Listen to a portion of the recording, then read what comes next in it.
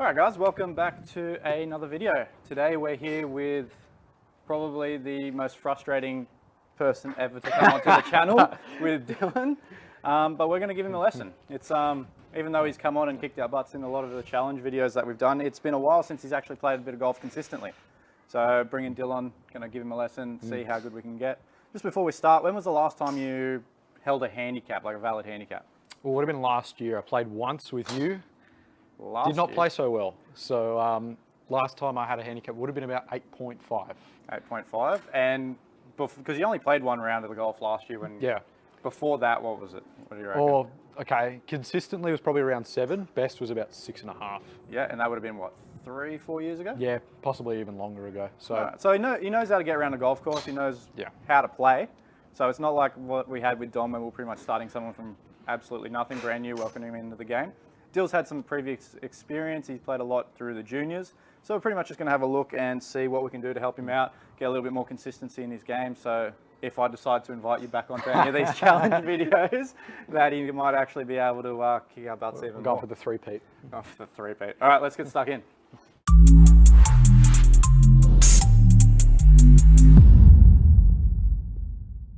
All right, guys, so pretty much what I've got set up here is I've got the camera, obviously, is taking the videos here, but I've got TrackMan set up here. We're going to take a few videos of Dill's swing as well, let him get loosened up first, and then take some videos and have a look at the TrackMan data that we've got. I've set it up, Dill. Your target line is, you see that first white pole over in the distance there, past the nets? Yep. That's your target line. Sweet. And we're just going to hit some 7-irons to loosen up. Okay.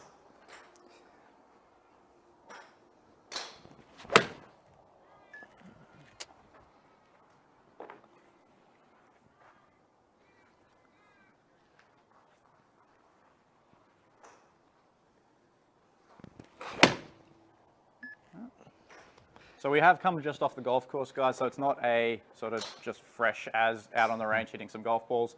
We are fairly warm. A little bit warm. So normally if I'm going through with this little lesson, I'd have them warm up, do some stretches, get loose, start off with some. I like starting off with a 7-iron just because it's not too short a club for you that you're going to be straining, bending over, and it's not a long club where you're going to be swinging off your feet early. So 7-iron's a nice middle of the range sort of club there. But I want you to hit probably 5 more for me, Dill.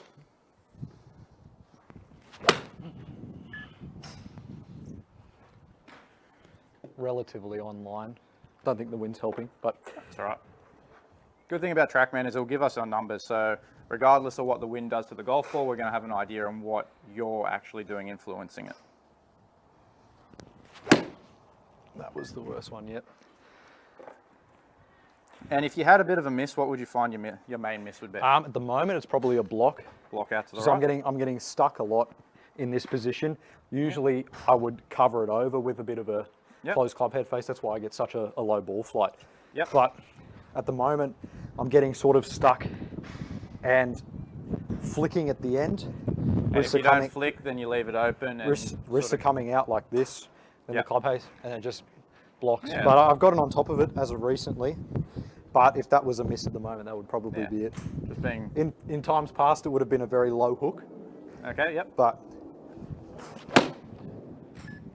ooh, almost touched that other ball right there. That's nice. Yeah. Oh. All right. Try and hit one. Most of them have been a little bit further right of the target line, so we'll see if we can get one that's a little bit closer. No.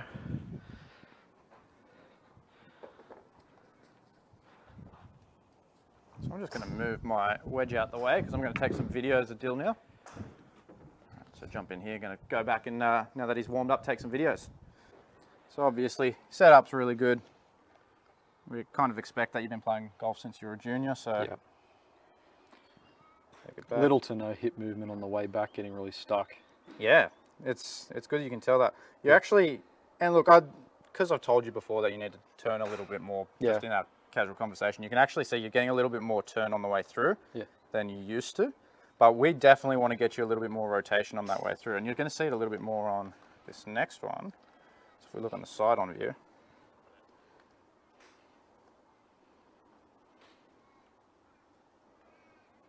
See how you're actually almost pushing, where's my arrows? You're almost pushing forward this way with your hips as you go forward. where we should really feel like you're trying to rotate and opening them up.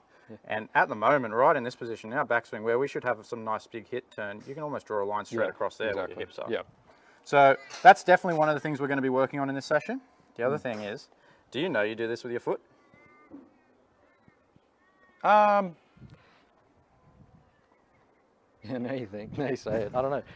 So what I'd actually like to see from you is in your setup, get your feet pointing out a little bit more so you don't feel like you need to do that. So point them out a little bit more. Yeah.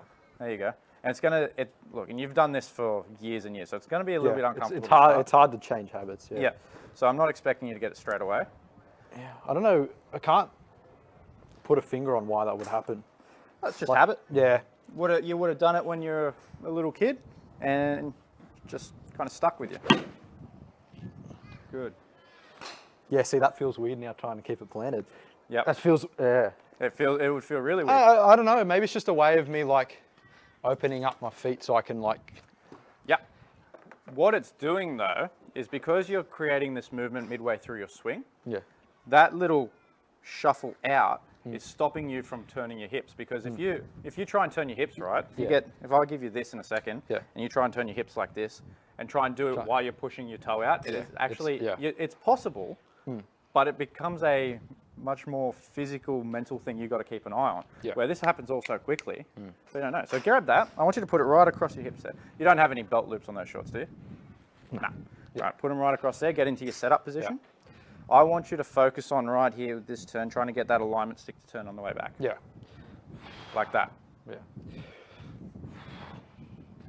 So you're going to need to do a bit of work on hip flexibility as well. Yeah. And that's a good thing, guys. Like, there's a lot of things that you can work on that improve your golf game that aren't necessarily out on the driving range or out on the golf course. Things like flexibility is a massive thing. If you can improve your flexibility, and in Dill's case, like his hip rotation, that's going to help him out a lot when he gets out on the golf course and when he starts playing a little bit more, because that's going to allow him to get that nice big rotation, stop relying on trying to swing with his arms, and he's going to get a little bit more distance, he's going to get a little bit more accuracy.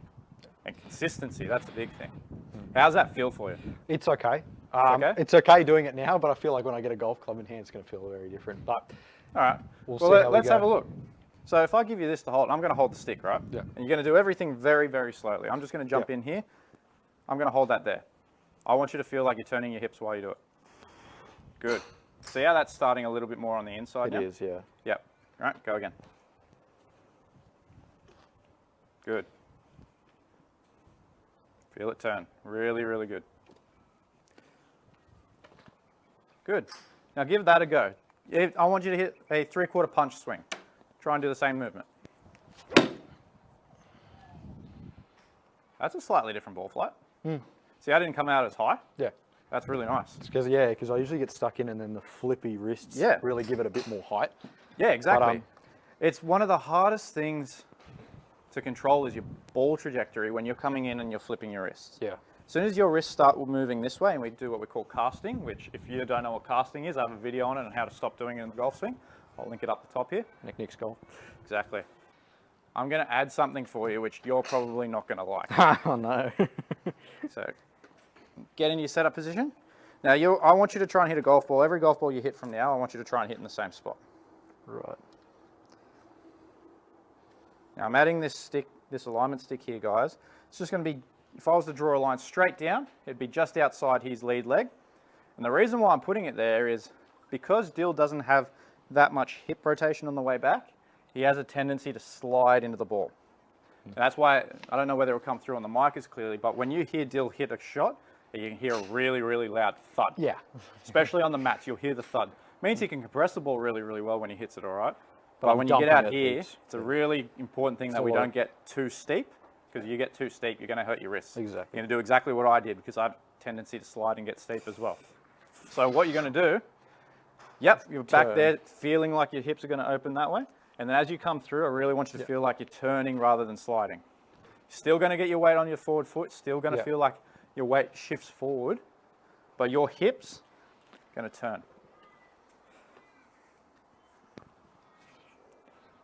Give it a go with that punch shot.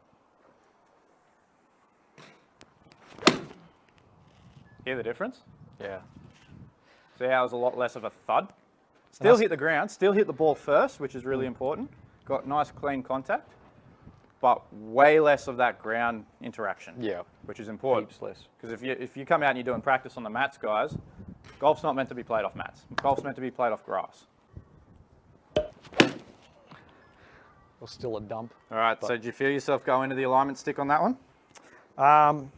Possibly. Okay. I definitely dumped it. You Yep. can tell by probably the sound. Yep.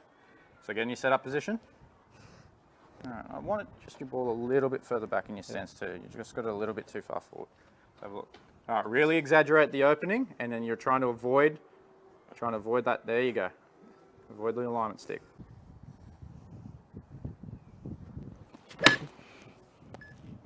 That was nice. Shot. That's Very pretty much good. going the same distance. That's not even Not a even full pelt swing. That's Yep. that's a pretty easy swing, and that's going about the same distance as my old swing did. Well, if we have a look at these three here, right? These were the three that you hit that I got at the start.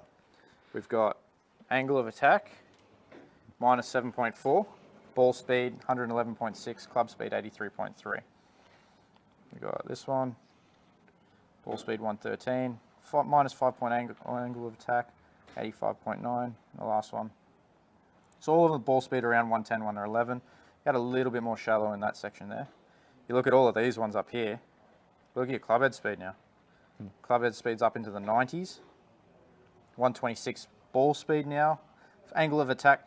Even though we've shallowed you out, right, you're still coming down into the ball. You're not picking at it. You're not doing any of that. So, but it's a lot easier on your body as well because less struggle on the wrist. I actually feel that. Yeah. Yep, you feel that? That's good.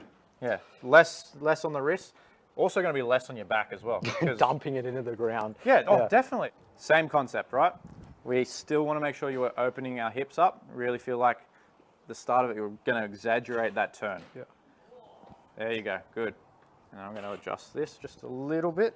Yeah. And it's the exact same with this as well. We don't want to hit this. It's actually more important with driver that you don't hit that. Yeah.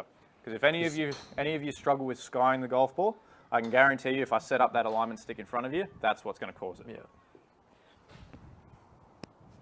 Same target line right at that blue light. Sorry, the light pole. Fuck, that was mint. Sorry, I swore.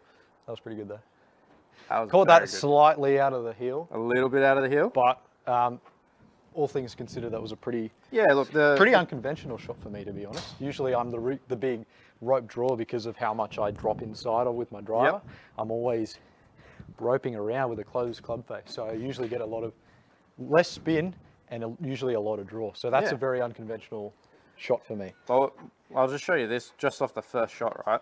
Now your carry distance and total's not that great, but that all comes down to your contact. Like you said, you felt a little bit heely for you, was it? Yeah, it was off the bottom. Off the bottom. Yeah. Okay, even better.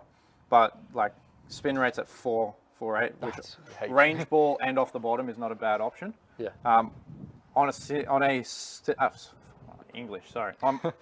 centered strike, we want to try and get that below 2.5. yeah. But realistically, even with the normalization on TrackMan, which is fantastic, we're not going to get it with these balls. Range ball. These balls just won't do it. So if we can get that around 2.5, 2.7, we know that's right. And I have a feeling we're going to gain probably about 20 meters on both carry and total when we get that smash up from 133 to 145.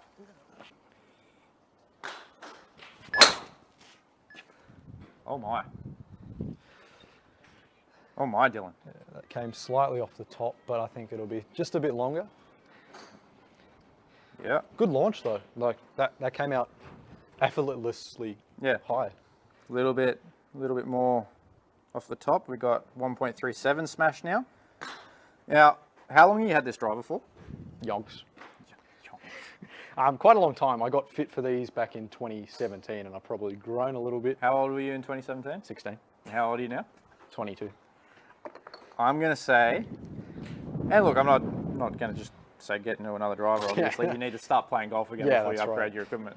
But I reckon if we got you fit into a newer model driver with a shaft that fits you a little bit better, I reckon we're probably going to increase club head speed. We're going to increase ball speed for sure. Yeah. And with the correct shaft, I reckon smash factor we're going to get up a little bit more too. Yeah.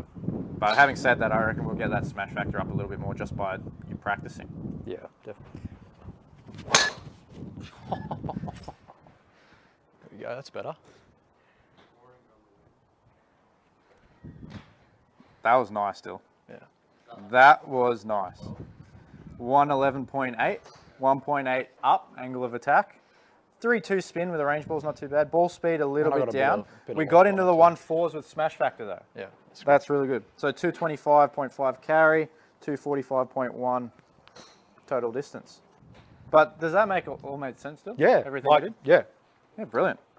We'll close it all out. But finishing off the lesson there, guys, we actually saw some massive improvements in terms of club path into the ball, overall ball flight. Number one thing to remember, guys, if you go into a lesson and your coach is spitting out thing after thing after thing that you need to work on, tell them to dumb it all down for you. The worst thing you can do is you go to a lesson, don't give feedback to the coach, and they give you all these things to work on. They should know that we should limit it down to 2, maybe 3 things to work on, but just in case. Because, well, we worked on one thing with your irons, one thing with your driver, right? Which was pretty much the same thing we did on the irons. Just made a little bit of an adjustment. But lessons are all about repetition. Golf swing's all muscle memory, guys. The more you can practice the same thing, easier you're going to be able to bring it on repeat when you're out there away from your coach. Your thoughts on it? It definitely feels more fluid. It definitely feels like I'm not getting stuck, because my old swing, very much up to the top here, dipping in down into the ball, and then having to try and lift it up to try and generate a bit of height. Try and save it. It just feels a little bit more fluid now, coming around instead of changing my height so much. So, Cut. Anyway, I feel better. I feel much better. It feels better. Much better. And look, my main goal here, guys, was to just show you what the process is when we go through a lesson. Obviously, it was a little bit different to what you would get if you came for a individual lesson, because I'm not necessarily going to be talking to the camera as much. But for the most part, Dill got to experience what a lesson out here would be like, and we made improvements. We, more importantly, got him set what he needs to do moving forward to get better. And I'd be pretty confident as a coach that if he was to go out and practice a couple of times a week, go out and play, come back for another lesson, we'd see a major improvement from one to the other. So, in all honesty, guys, if you're really looking at trying to commit to getting better at golf, best thing you can do is go see a lesson. If you live in Sydney and you want him to come out and see me, come see the boys at the shop at the Ridge Golf Course. They'll be able to book something in, or you can have a look on our website. You'll have all our coaches listed there. Myself is one of them. You can book yourself in for whatever time suits you. Other than that, guys, I hope you guys enjoy your day and look forward to seeing you again.